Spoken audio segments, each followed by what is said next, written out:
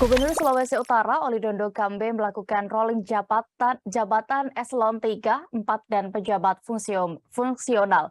Pelantikan sekaligus pengambilan sumpah janji jabatan diadakan di ruang CJ Rantung, kantor Gubernur Sulut, Kota Manado. Selengkapnya akan dilaporkan oleh rekan Rio Nur, reporter dari Tribun Manado. Silakan dengan laporannya. Iya, terima kasih rekan Dea.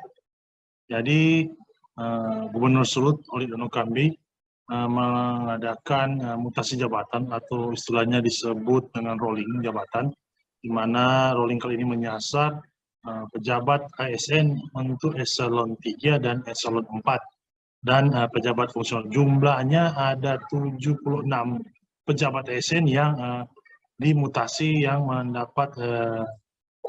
mendapat pergantian posisi, ada yang dipromosikan, ada juga yang bergeser dari satu posisi ke posisi yang lain.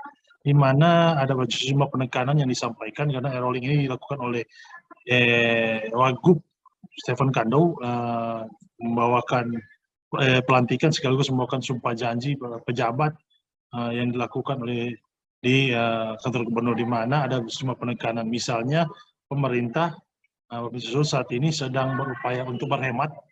Para ASN yang baru dilantik menekankan bahwa memang saat ini anggaran sedang defisit sehingga penghematan itu perlu.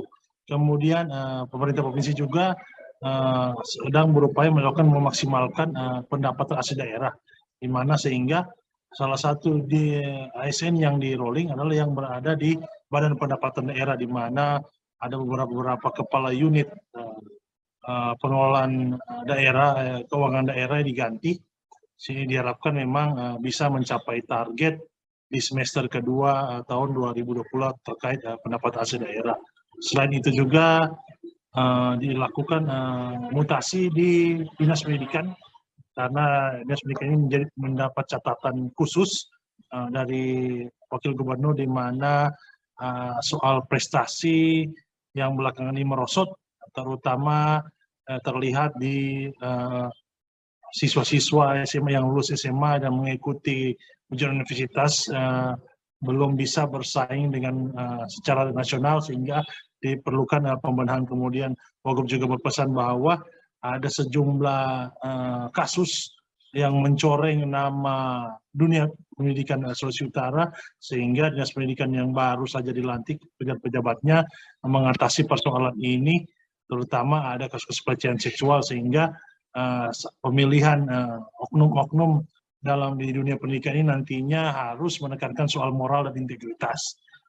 Total ada 76 di bagian struktural dan 5 orang pejabat fungsional, di mana untuk Wagub juga menekankan soal kinerja dan harus berinovasi untuk menjadi lebih baik.